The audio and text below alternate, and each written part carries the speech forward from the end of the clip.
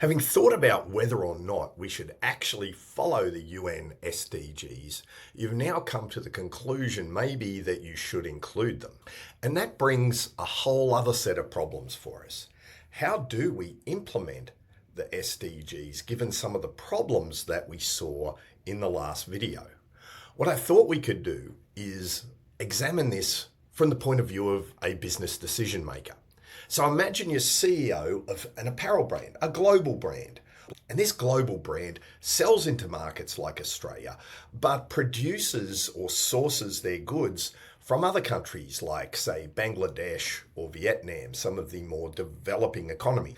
And what we're going to do is examine a simple conundrum that might face this supplier and then hark back to those theories that we discussed last week to see if they can give us some guidance on how we would go about resolving some of the conflicts that might be before us. So we're going to set it up with a conundrum.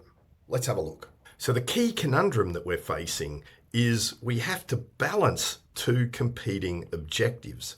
One, SDG 8, is calling for full and productive employment and decent work, and the other is trying to integrate climate change measures into our policies, strategies, and planning.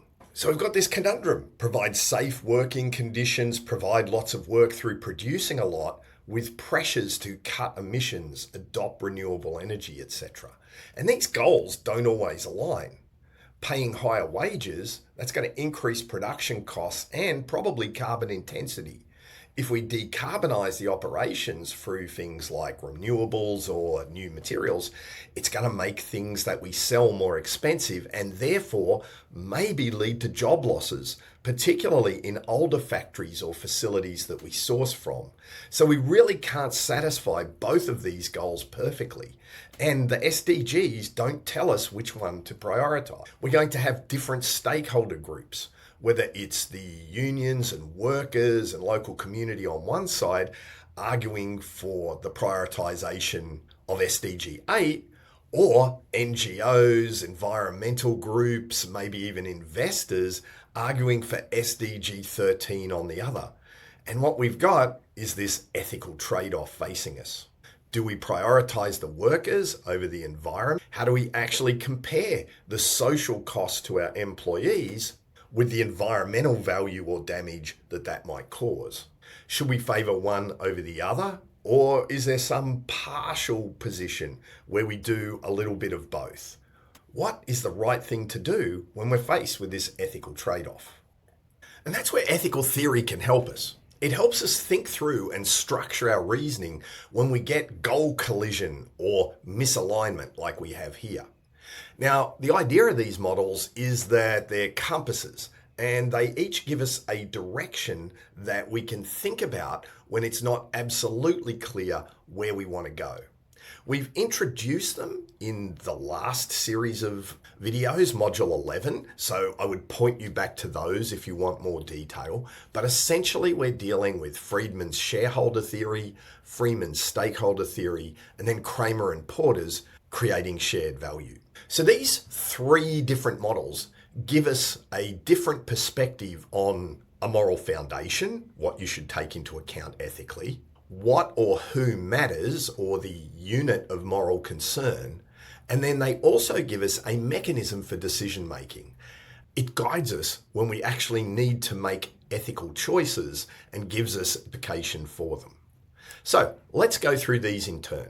First, shareholder. So Friedman's shareholder theory, you'll remember, sits well with the utilitarian perspective and the liberal contractual or entitlement tradition. The core assumption is that moral good arises when we boost aggregate welfare, and markets are the best mechanism for creating that boost.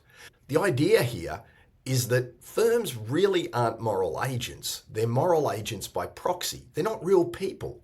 So their role is just instrumental.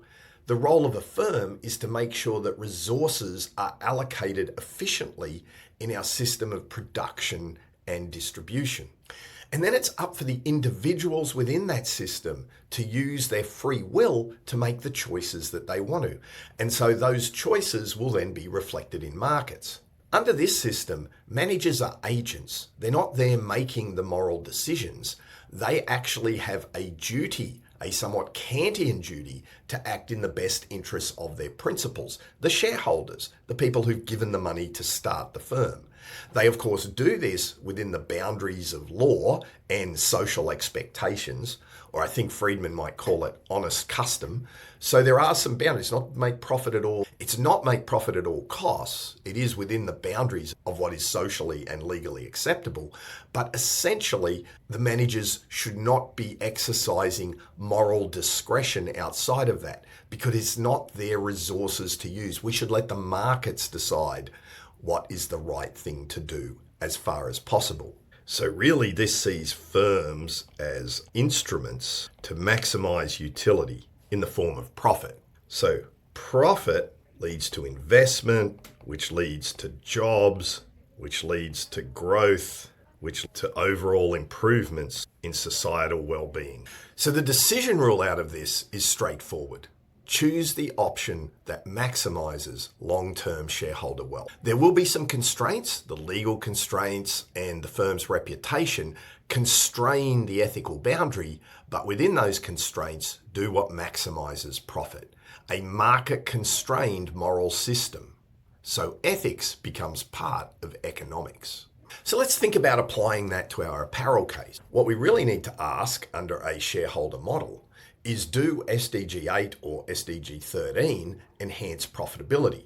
Look, if higher wages reduce turnover and improve productivity, pursue SDG 8. If our climate change action can cut costs so that we make more money, or if we get different investors who want to give us their money to pursue this, or if we can charge more for the product, then we should pursue SDG 13. So what we're really saying is, pursue those things that are going to make you more money. If neither creates shareholder value, don't do them. Not unless there's a legal or societal constraint on following them. And that's because the focus on maximizing utility means efficiency is a good, and that's guiding our ethical decision making. Good ethical actions are justified when they contribute to financial performance. If we make decisions that stray from that, it means we're going to decrease total welfare within society, which we know from a utilitarian perspective is not the ethical thing to do. So this model is elegant and disciplined. It gives you clear accountability, managers know who they're serving, and we know how to measure success. It's in profitability within the rules of the game.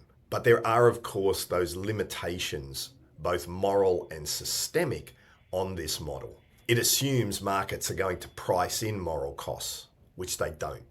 It often externalizes social and environmental harms if they're not incorporated into the market mechanism. It equates largely legality and societal expectations with morality. And we know that that's problematic. They're not the same thing, as we learned in week 1 of the course. If we would go back to our case of the apparel industry, what you can end up with is a form of ethical minimalism. We're going to go green or be fair only when consumers are willing to pay for it. Shine's ultra-fast fashion model gives us that kind of logic. Massive output, legal compliance, minimal ethical scope, because speed and scale drive value. And arguably, it's the ethical thing to do because societal benefits are maximized under this model, provided there's no market failure. Okay, so that's how shareholder theory tells us to approach the problem. What about stakeholder theory?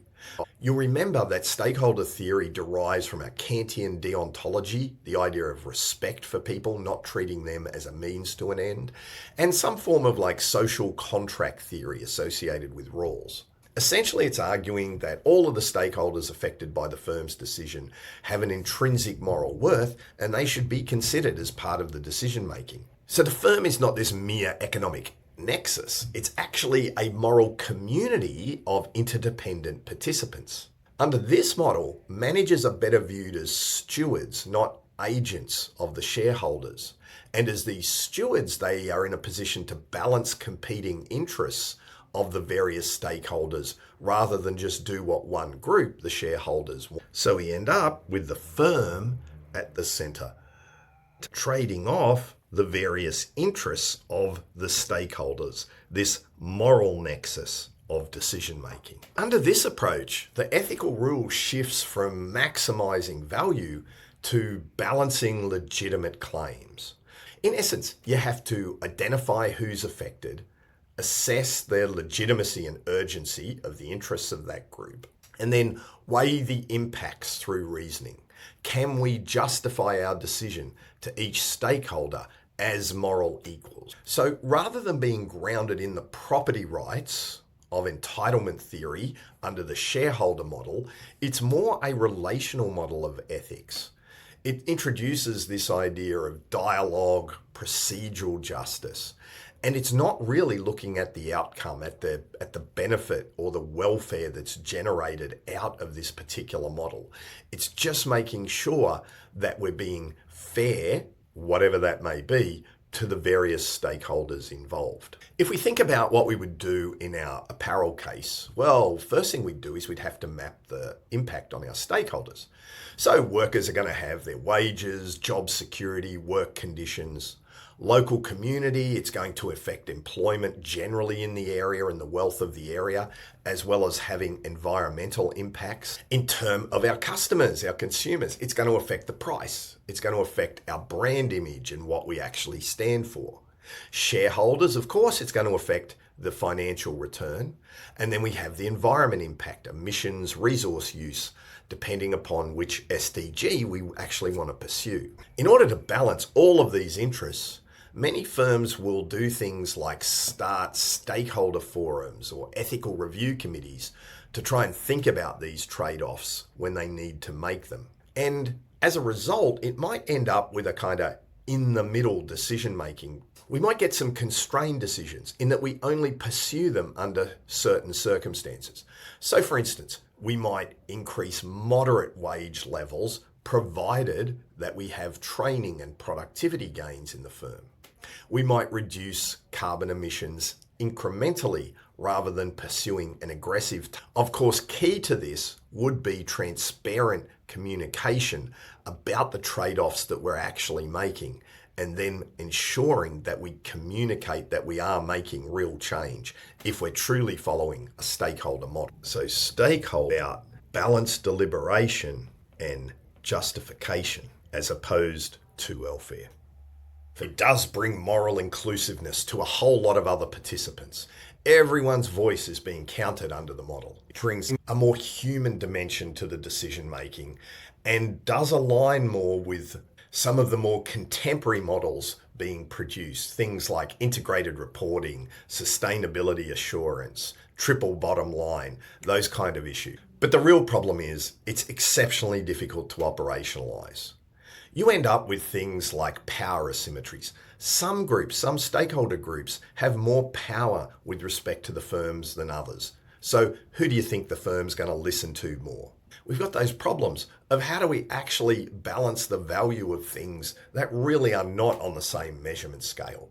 How do you balance emissions versus jobs? And as a result of this, trying to compare these things which are almost beyond comparison, we can end up very quickly in a moral paralysis, in actually not making any decisions. And closely related to that is this problem of a lack of clarity about how to make a decision. Shareholder theory has a very simple calculus. Is it maximizing shareholder value? Under stakeholder theory, you can justify almost any decision as balanced. In short, you do get moral legitimacy through thinking about the stakeholders, but there's very weak operational and managerial precision in this model. It actually doesn't give you a lot of guidance about how to make hard decisions. An example from the real world actually might be someone like Patagonia. Their practice is trying to reflect this. They do have this broad stakeholder consultation and they try and engage in ethical supply chain. They have commitments around that, but it still requires judgment calls from time to time, and they still upset someone at some point, given the trade-offs that are involved. The final model for us to look at, Porter and Kramer's creating shared value. This isn't deeply related to our philosophical traditions. It comes more from an idea of pragmatism And there was a philosopher, Dewey, who had a view that moral progress comes through solving concrete problems rather than abstractly thinking about it. So it's a very pragmatic approach to the problem that we have.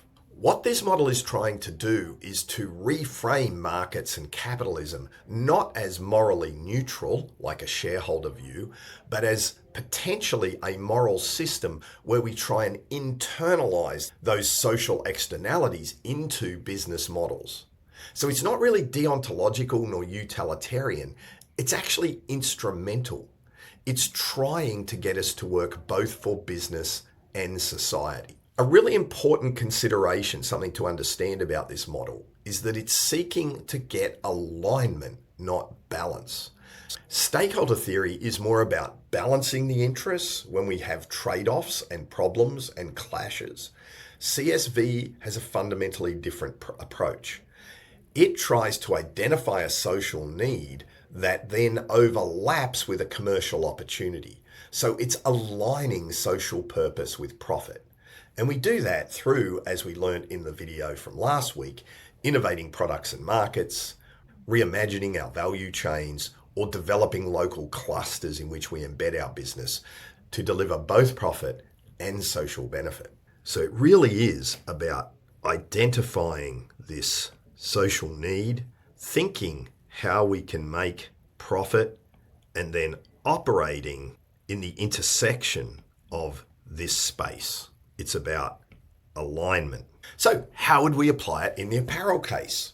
Well, if we've got a conflict between SDGs, we've got not a trade-off, but a design challenge. Can we reconceive our products? Can we introduce modular or circular fashion lines where we take the waste and bring it back into recyclable fibers, or to reduce waste, or to get people to share our products so that we start having a positive impact on the environment, but in a way that also makes us money? Can we redefine our value chain and increase productivity by, solar or green energy, through getting efficiency through using more digital approaches to business? And does that lower our emissions and lower our costs? Can we build local clusters? Can we train suppliers and the workforce around us around different production mechanisms, more renewable manufacturing resource opportunities, and start upgrading jobs into more of those environmental skills? So what we could try and do is to turn decent work into a mechanism for climate action, job creation through green innovation, all while we're making a profit. Do we see examples of that? Well, firms do try. Levi's approach to using less water, Adidas's Paleocean plastic lines, they're real-world examples where firms are trying to do this, get environmental action embedded into the value they create. So the CSV model is super attractive because it gives us hope, it's optimistic, it turns these moral problems into strategic opportunities. But it's got two big problems. It redefines ethics in economic terms. It really says moral worth depends upon market success. And if you don't have that, then it doesn't have moral worth.